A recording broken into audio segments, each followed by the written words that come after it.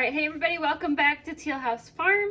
We are making a vegetable chili today and we're going to can it, and I figured we'd do it together. You'll have to excuse how messy the counters are, you'll see it in a second, but I am making a big meal to bring to church tomorrow for our pastor appreciation. We're doing 2 different kinds of chili, so my counter is stacked with things that I need to bring to church that I want to make sure somebody in the family doesn't grab and try to put in the pantry or the, I guess not in the fridge, none of it needs to be in the fridge, but try to put away, and then I lose my ingredients because they get eaten. So everything's kind of on the counter. We're going to cook with a lot of it too, so the counter will clear off as we move on. So I'm making a regular chili, and all of that is going to church because meat is really expensive, and I'm not buying extra and canning extra for us. But the vegetable chili is actually pretty cheap to make, and so I'm going to triple the recipe, and we're going to bring a crock pot full to church to share, and we're going to keep the rest of it here. So might as well kind of do double duty. If I'm going to make it for somebody else, might as well make extra and put it up, especially because the recipe is a little bit cheaper because it doesn't have any meat in it.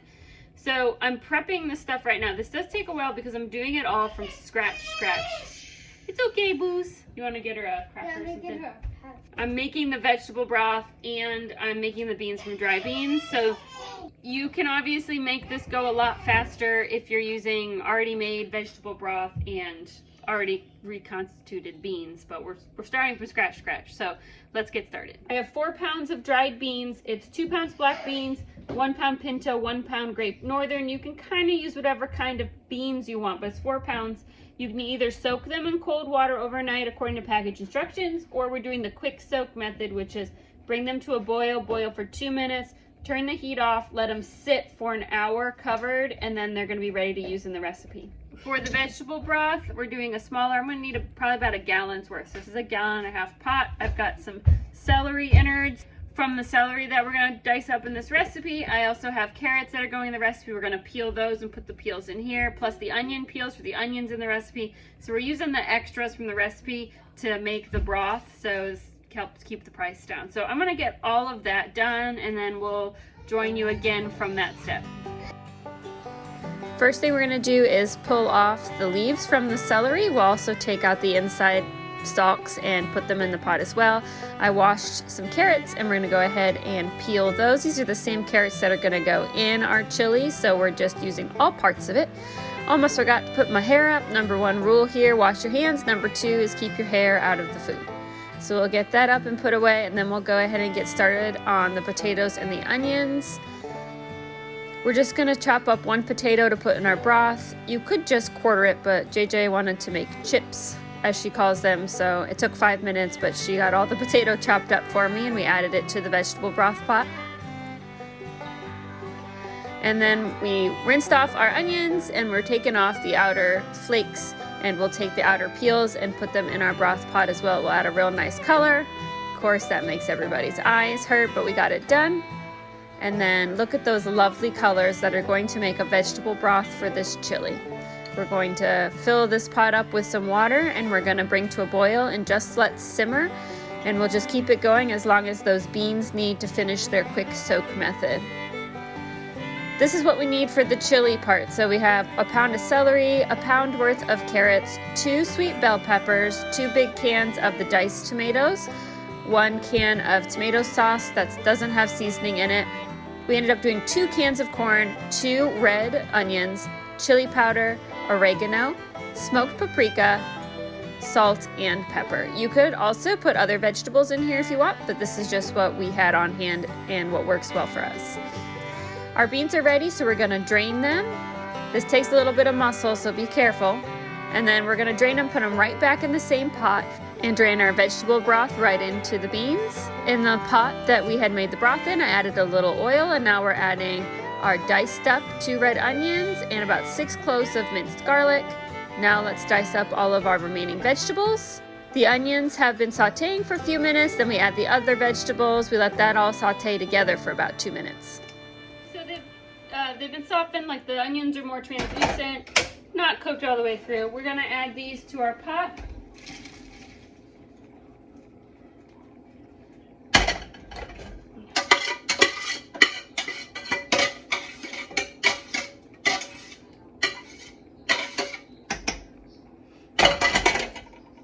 We are also going to add a can of drained corn.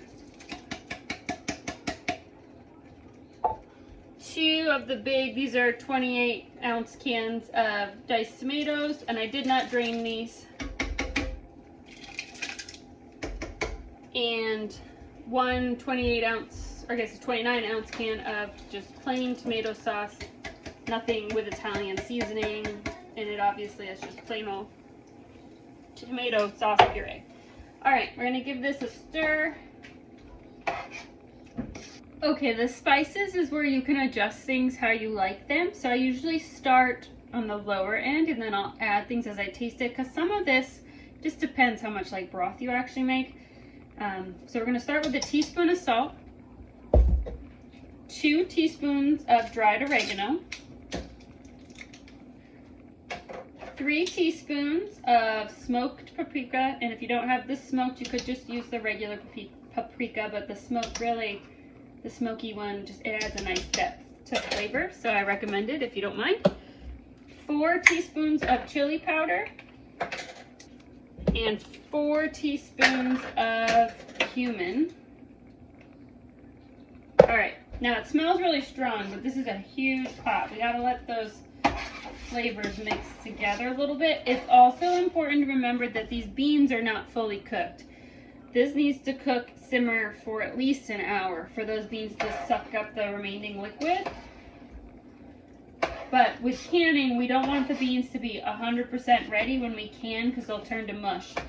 So we're gonna kind of take out what we want to save for church and then cook it longer, and then we're gonna can before we're gonna can the rest.